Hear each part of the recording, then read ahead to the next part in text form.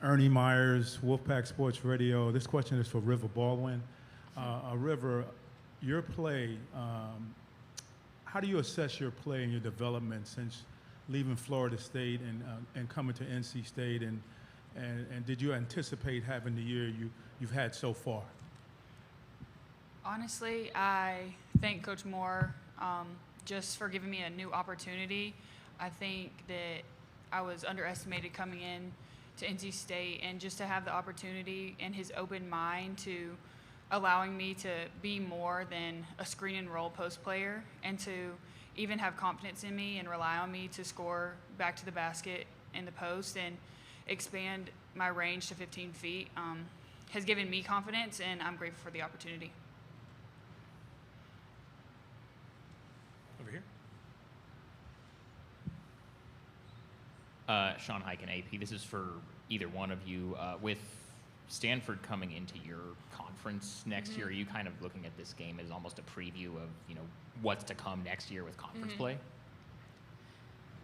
Yeah, when we found out that, Stanford is coming into, our conference is, it's different, obviously, and a couple of other teams are coming from that West Coast. But we're really excited. Expanding the ACC, I feel like it's a good thing for us to see different styles of play too as well. So I think getting this early in the Sweet 16 will be good for us. Let's go ahead and go to the Zoom room. Ethan McDowell, go ahead. Hey, Ethan McDowell from the Wolfpack. Madison and River, you're obviously the team's two leading rebounders. What's going to be the key to winning that battle against Stanford's tall front court?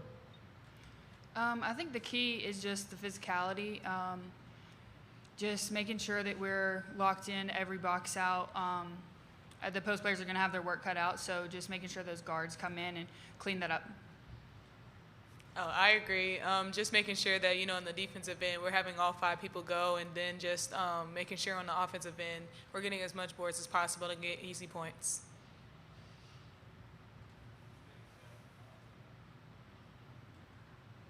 Up front. Ernie Myers, Wolfpack Sports Radio. This question is for Madison Hayes.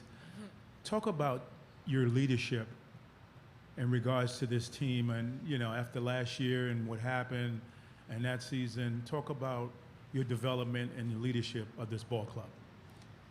I think that, coming into this year, especially after last year's, devastation of not making it after the first round in Utah. I think we just had all of us, that seniors and veterans, came together and really know that we really want this bad as we want it, and let the freshmen know that we want it too. And they were all on the same page. And then I feel like our chemistry has gotten really better. So just making sure, keeping us all together. And it's not just a one-man effort. All of us veterans are pretty much leaders in their own way. So I feel like that's how we, lead our team. So.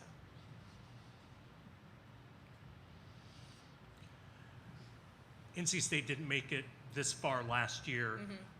And I'll ask both of you to answer this, and start with you, Madison. Okay. What does it mean to get NC State back to a Sweet 16 level and have a chance to play another storied program like Stanford? It's exciting, being, my sophomore year when I first got here, I was a part of the Sweet 16 Elite 8 team. Just being able to watch and really learn from the veterans that year, it was astounding to watch. It was extraordinary to just see how far we could go. But just really being a part of it, really impacting the Sweet 16, I feel like, as long as we play how we've been playing, we can really go as far as we want to go. Yeah, I think it's even bigger in my mind. I've made it to the NCAA tournament every year that I've been in college, but I've never made it past the first round. So when we made it to the round of 32, I was like, even this is just a new experience for me. So to be such a big part of a team that can accomplish so much, this has been such a great opportunity and just a new experience for me. And I'm a 5th year, so that's crazy. We'll go back to the Zoom room. Ethan McDowell, go ahead. And River, I was wondering, we all saw the video of you and Mimi with the big hug after the Tennessee game ended. It's kind of going off of what you just said, but how much does it mean to you in your last run with NC State to extend that run and get the program back to this stage? Yeah, it means a lot just to be a part of a program that has such a great legacy and reputation. So just to be a part of that is an honor. And I mean, in that video, I was clearly emotional. I feel emotional right now. It's just like to have the opportunity to play part of the NCAA tournament in front of your home crowd that's so supportive and shows love day in and day out every time that we're in Reynolds was just amazing. And I got emotional having to leave that place and those people, but I know they're supporting us from afar. Any other questions for our student athletes? We'll go back to the Zoom room. Ethan McDowell, go ahead. Hey, sorry, one more. But just for either player, just what has stood out about Stanford when looking at the scouting report? Can he repeat the question? Yeah. Sorry. Yeah, what has stood out about Stanford when looking at the scouting report? I feel like, just with the scouting report, just that we have the box out and rebound. I mean, they got two really great posts, Kiki and Cameron Brink. They're really amazing at the post. So I feel like, our matchups for our bigs, it will be good for them. But also I feel like they can match up with them perfectly. I feel like they'll be fine. They just got to do their job. And then us guards got to help as well, get to shooters. Number 33 jumper, she can really shoot the ball. So we just got to make sure we get to our shooters quickly, but also be able to help our post down low. Yeah, as she said, very post-heavy scoring, averaging 18 and 19 points a game. So really just the key is to make anybody else score. Try to shut down that post play. They're combining for about 40 points a game. So if we shut that down, make somebody else score, hopefully it'll benefit us.